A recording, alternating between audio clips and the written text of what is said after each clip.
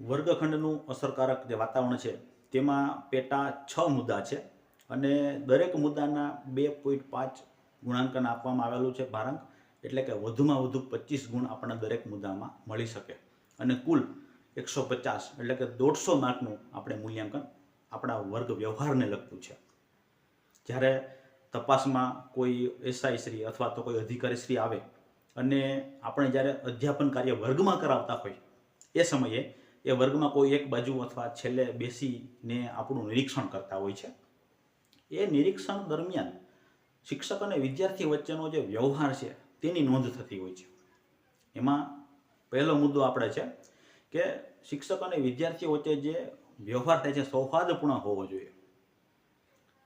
આપણે વિદ્યાર્થીઓને જે કાંઈ પણ શીખે છે તેનાથી વધુ શીખવા માટે તત્પર બનાવવાના છે.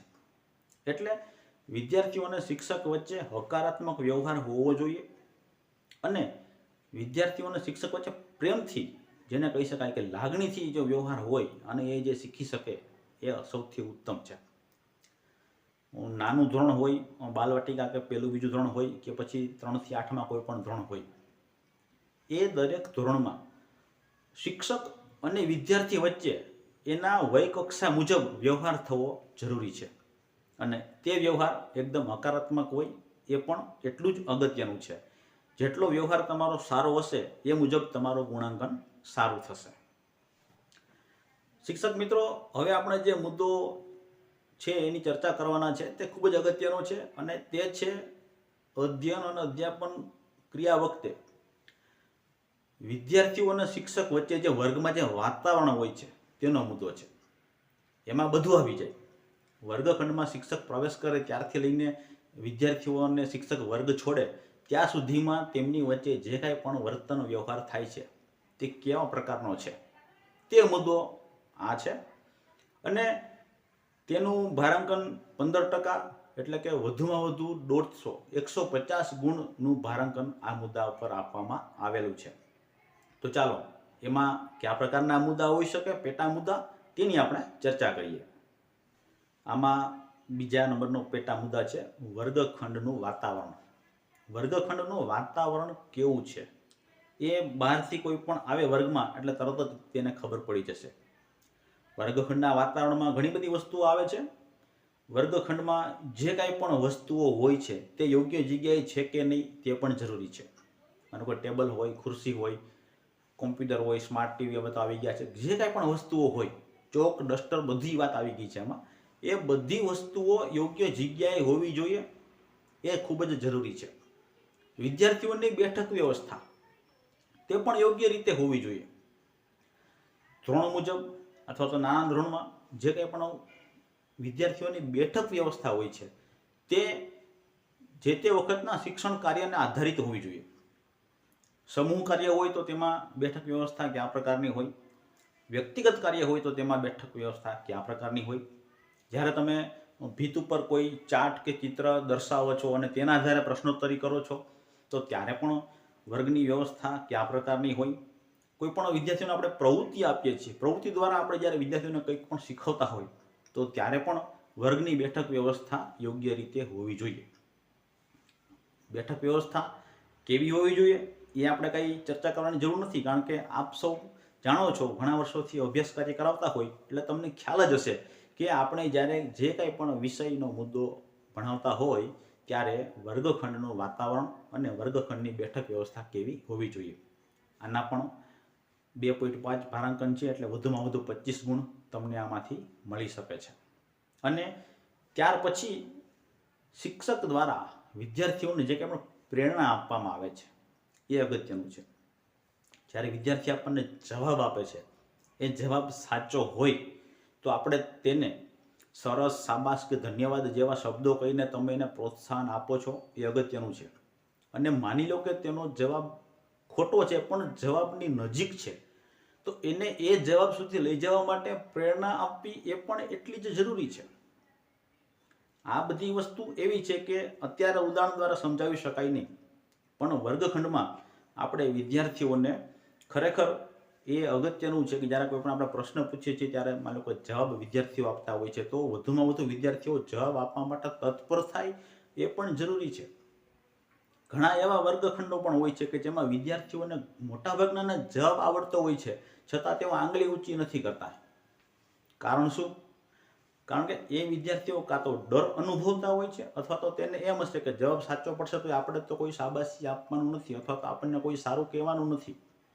આ બધી મનોવૈજ્ઞાનિક બાબતો છે, એ આપણે એક શિક્ષક તરીકે ખૂબ ધ્યાનમાં રાખવું જોઈએ.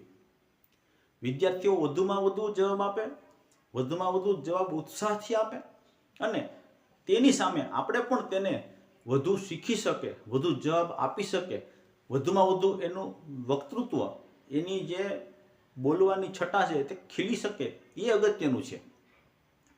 પહેલા બીજામાં કે બાલવાટિકામાં નાના બાળકોને બાળ વાર્તા કહેવા માટે આપણે જ્યારે ઊભા કરીએ છીએ ત્યારે એ બાળ વાર્તા કહેવા માટે તત્પર થવા જોઈએ કે મને પણ વાર્તા કેવી છે, મને પણ વાર્તા કેવી છે, એ અગત્યનું છે. બાકી કોઈ વિદ્યાર્થી એમ કે હું એક વાર્તા કહું, આપણે કે વાર્તાનું નામ શું, અને એમ કહી દે કે નહીં આ વાર્તા તો બધાએ સાંભળેલી છે, તો વિદ્યાર્થીઓ બીજા દિવસે નવી વાર્તા શીખવાનો પ્રયત્ન કરશે નહીં. દરેક વિદ્યાર્થીની પોતાની અભિવ્યક્તિની અલગ અલગ કેટેગરી હોય છે, અલગ અલગ કલા હોય છે. એ કલાને આપણે બહાર લાવવાની છે, એ જ સાચું છે. તો આપણે હવે પછીનો મુદ્દો લઈએ. આપણા શિક્ષણ વિભાગમાં શિક્ષણ કાર્ય કરતી વખતે અમુક મુદ્દાઓ એવા હોય છે કે જે તમે માત્ર ચર્ચાથી અથવા તો કથન દ્વારા રજૂ નથી કરી શકતા. તેમના માટે આપણે કોઈ પણ અધ્યયન સામગ્રી અથવા તો આપણે TLM જેને કહી શકીએ, લર્નિંગ મટીરિયલ, એ આપણે વિદ્યાર્થીઓ સમક્ષ બતાવવું પડે છે. તો વર્ગમાં તમે જ્યારે જે કંઈ પણ શિક્ષણ કાર્ય કરતા હોય, એક શિક્ષણ કાર્યના મુદ્દાને અનુરૂપ જો કોઈ પણ TLM અથવા તો લર્નિંગ મટીરિયલ હોય તો તેનો તમે વર્ગખંડમાં ઉપયોગ કરો છો કે નહીં, અથવા ઉપયોગ કરો છો તો યોગ્ય સમયે કરો છો કે નહીં, એ પણ અગત્યનું છે. એટલે આ બધી અધ્યયન સામગ્રી માટેના પણ 25 ગુણ છે, એટલે કે 2.5 જેને કહી શકાય ભારાંકન છે. અને ત્યાર પછીનો મુદ્દો છે, આવો જ મુદ્દો છે કે તે અધ્યયન સામગ્રીનું નિર્માણ થાય તેવી તક આપણે વર્ગમાં ઊભી કરીએ છીએ કે નહીં. આમ વિદ્યાર્થીઓ વધુમાં વધુ શીખી શકે અને વધુમાં વધુ જેને કહી શકાય કે પોતાના હાથેથી પણ અમુક વસ્તુ બનાવી શકે, વર્ગખંડમાં અધ્યયન સામગ્રીનું નિર્માણ કરી શકે, તે પણ અગત્યનું છે. તેમના માટે પણ આપણે 2.5 એટલે કે 25 ગુણ વધુમાં વધુ રાખવામાં આવેલા છે. અને હવે આપણે વાત કરીશું છેલ્લા મુદ્દાની. આપણે જે કંઈ પણ વસ્તુ શીખી ગયા છે તેનું પુનરાવર્તન થવું પણ જરૂરી છે. એટલે વિદ્યાર્થીઓ સમક્ષ આપણે જે કંઈ પણ અધ્યયન કાર્ય કર્યું છે તે તાસ પૂરો થવાનો હોય અથવા તો અંતમાં 5 થી 7 મિનિટનો સમયગાળો હોય ત્યારે જે કાંઈ પણ 20-25 મિનિટમાં આપણે જે કંઈ પણ શિક્ષણ કાર્ય કર્યું હોય તેના વિશે વાત પુનરાવર્તિત કરવી. એટલે કે ચાલો બાળકો, આજે આપણે શું શીખ્યા, એમ કરીને આપણે જે કંઈ પણ શીખ્યા હોય તેની ટૂંકમાં વાત કરવી જરૂરી છે, જેથી કરીને પુનરાવર્તન થવાથી વિદ્યાર્થી વધુમાં વધુ લાંબો સમય સુધી તે વસ્તુ યાદ રાખી શકે છે. તો આ આપણે જે વાત હતી તે વર્ગખંડની હતી, અને તેના આપણે હમણાં વાત કરી તે મુજબ 150 ગુણ જેટલું મૂલ્યાંકન આમાંથી થઈ શકે તેમ છે. આ જે કંઈ પણ મુદ્દાની વાત કરી તે દરેક મુદ્દા દરેક વર્ગ શિક્ષકના હાથમાં છે, અને તેમાં વધુમાં વધુ ગુણ તમે લઈ શકો છો. તમે તમારી કાબેલિયત મુજબ વર્ગખંડનું વાતાવરણ છે, વિદ્યાર્થીઓ સાથેનો વ્યવહાર છે, એ બધું ખૂબ સારું કરીને તમે આમાં વધુમાં વધુ ગુણ મેળવી શકો છો. તો ચાલો હવે પછીના વિડીયોમાં ફરી મળીશું. ત્યાં સુધી પિયુષ જોશીને રજા આપશો. આવજો.